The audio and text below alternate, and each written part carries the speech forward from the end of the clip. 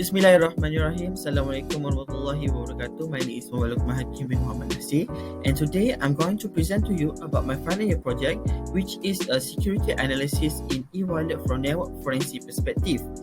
And my intelligence supervisor, Dr. Nurul Huda binti Zulkifli, and my examiner is Madam Noazila binti Ahmad Azam. As for very first chapter, the introduction, the first one is the project background. In the pandemic era, people are urged to use e-wallet to reduce the contamination during transaction of payment. Furthermore, any technology or application must have their bad side of vulnerabilities that can self-expose of many valuable data such as a bank account number, your name, your email, your IC, even though your balance credit account. In order to complete the transaction, the user either need to tap the phone that have NFC, which is a near field communication technology, or scan QR code, or the easiest one is just using the FPX payment. As for the problem statement, the first one is a lack of knowledge on e-wallet ecosystem and data breaching. The second one is the e-wallet vulnerabilities toward malware, and the third one is lack of security risk analysis toward e-wallet. As for the objective, I have three objectives for this project. The first one is to investigate vulnerabilities and security features on e-wallet based on the mobile security framework MOBSF. And the second one is to perform security analysis on the SemoPay, Boost app, Touch and Go e-wallet using MobXler and Bob Suite software. And the third one is to create a security analysis report based on the findings that gained from the first and second objective. As for the project scope, the first one is the target user. The second one is a targeted, the type of e-wallets. Next is network performance, and the last one is the focus for this scope. The target user is a customer who are using or shopping e-wallets to pay any transaction, such as prepaid top-up, utilities payment, and many more. As for the type of e-wallet, which is the first one is SemoPay, Boost, and Touch and Go. As for network performance, which is the first one is a throughput, bandwidth, jitter, and latency will be tested in this project. And the focus of this project is security and performance during a transaction happen. So this is the logos of types of e-wallet, which is the top one is a SemoPay, the middle one is a Touch and Go, and the last one is the Boost application. As for the significance of this project is to provide awareness on importance of security on mobile e-wallet, and we need to lessen worry about the consumers' security elements of the e-wallets application. And the last one is to provide most best e-wallet services in terms of security and performance. So next we go to the second chapter, which is a literature review. As for the literature review, it covers for 4 segments for e-wallet ecosystem. The first segment is the proximity services, and the second one is the mobile application itself, and the third segment is the over the air, and the last segment is the ecosystem itself. As for the proximity services, it will cover the payment, the coupons, transmit, closed loop, and custom app. And as for the second segment, which is the mobile application itself, which is this is our point of view, which is we have with the phone itself need a secure storage, usability, rich UI, which is a user interface, and multi-channel communication.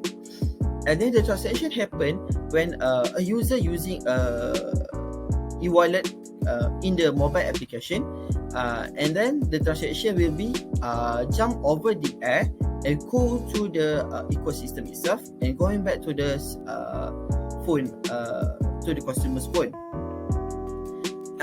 Over the ecosystem segments, it will provide, which is services provide like banks, insurance, merchants, government, and maybe university also. As for the platform, users or device management, audit, trails report, and trust models for the company itself. And over the air, and for the third ecosystem, which is third segment, which is over the air, and it will need to cover the security, reliability, and provisioning app management in order to give the most effective and most good performance to the consumer. Here is data breaching, and I divided into the three types, which is the first one incidents, inside virus, and the last one is lost device. So these three types of data breaching can cause to the vulnerabilities to the consumer itself.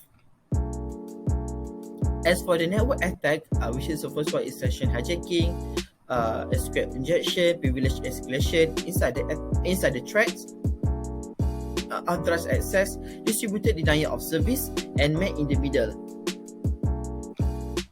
So next is the network forensic elements. Okay, to facilitate digital investigation, the general purpose of network forensic solution have 4 capabilities. The first one is capturing data, recording data, discovering data, and last one is analyzing the data. So basically this is the flow that as for network forensic need to covers and to give the most good report at the end of this project. So next is the chapter 3, which is a methodology that I implemented in this project. The first one, so basically the methodology I've been used is mobile application penetration testing methodology. The first one is a discovery, the second one is analysis, the third one is exploitation, and the fourth one is documentation.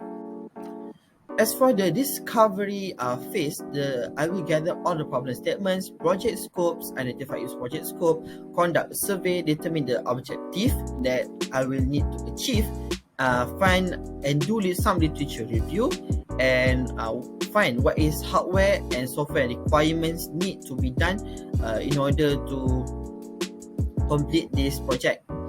As for the analysis phase, I will review back all the surveys and find most suitable attack and find attack will be launched, and the last one is network performance that will be tested on the analysis phase. Next is exploitation and documentation. As for exploitation, I will attempt to exploit all the vulnerabilities that I have been identified on the second phase and understand what the architecture of the attack and the client, and need to understand the situation, the client and the server side. As for documentation, I will prepare required documentation for all the findings that I had gained from the first, second, and third phase, and need to write a complete final report as for the methodology. So this is a attack setup diagram that I can illustrate to you, which is the intruder is used to automate customized attack to request endpoint. Basically, I just need to just specify the location. Let's say this the server is for the location, and the starting attack will be start from the browser or application itself. And I need just to insert the payload list into the request of into the burp suite situation, which is the attack the payload list such as this is a sample of the payload. Okay, next which is the attack will be used in the burp suite. Basically all the attacks that have been used, which is a default from the burp suite itself. The first one is the battering ram, cluster bomb attack, pitchfork attack, and last one is a sniper attack. And next is the performance that will be tested, which is the jitter, throughput, latency, and bandwidth. As for the jitter is a packet delay change at the information recipient, and the desirable divergence from the real periodicity of the expected frequent clock source in electronics of telecommunication. As for the throughput is a real pace of the transmission of information. Basically, the performance is regulated by the available bandwidth, which is signal to noise ratio (SNR) in the hardware limits. As for the network performance that will be tested also, which is latency and bandwidth. So as for the latency, meaning that networking is best taught as for the amount of it takes for a packet to be captured, transmitted, processed to the multiple device, and then received at its destination and decoded without any distortion happen or any disruption to the packet itself. As for the last network performance will be tested is the bandwidth. The maximum pace that information may be sent is typically measured in bits or second. It seems like the throughput, but basically bandwidth is the lots of information of packet have been sent to the end user in one point, in one simultaneous time, and channel SNR of the available channel influence maximum throughput. So as for the analysis and findings on the chapter 4, this is the first one is result and findings based on the variability risk assessment. So basically, I have tested 11 analysis for this e-wallet, which is the first one is Touch and Go, Boost, and SumoPay. The first one is information leaks, signer certificate, application permission, browsable activities, manifest analysis, code analysis, binary analysis, NIAP analysis version 1.3, APK ID analysis, domain check, and a login credential attack. As for all the assessment that I have been done, I can conclude that the vulnerabilities risk assessment can conclude the first one, the green or the lowest vulnerabilities goes to Touch and Go, and the middle range is a Boost, and the last one is SumoPay as for the highest vulnerability risk assessment. Next is a result and findings on a CIA triad assessment, which is C is for confidentiality, I is for integrity, and A is for availability. As for the confidentiality, I will check the authorized disclosure of information. For integrity, the unauthorized modification or destruction of information.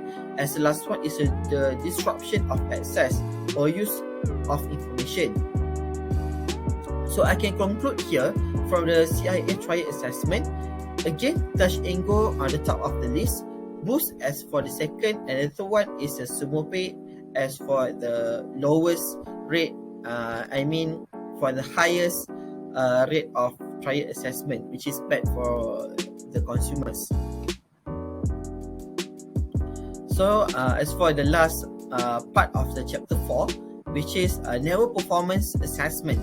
So as for a network performance that have been tested is a jitter, latency, bandwidth, and the throughput. As here we can see, even though the SumoPay have lots of have highest of the bandwidth, and the latency is 48 milliseconds, and have a jitter in medium range, and it has a zero loss of a throughput. So here I can conclude that SumoPay on the last ranking of this e-wallet that have been tested. So as for the first one is a Touch and Go. Why I choose Touch and Go e-wallet? It is based on the result came, which is the jitter medium, and latency is 39 milliseconds, bandwidth is 1.47 megabit, and the throughput is zero loss for the packet. And the middle range is boost, which is low in jitter latency in 92 millisecond. Bandwidth is 890 kilobit per second, and the last one is a zero loss of throughput of the packet. As for the conclusion and recommendation for this project, conclude that the network performance and data breach analysis in the e-wallet of Android have been completed successfully. The goal of this project is to evaluate the network performance on several e-wallets in the most reliable terms of performance. In addition, it is necessary to investigate the data breach or the security features that have been attempted on the Boost app, Touch and Go, and Sumo Pay in order to come out which is the most prone to the consumer. It has also been examined and tested the security analysis for the e-wallet application, which is based on the recommendation of all evaluations.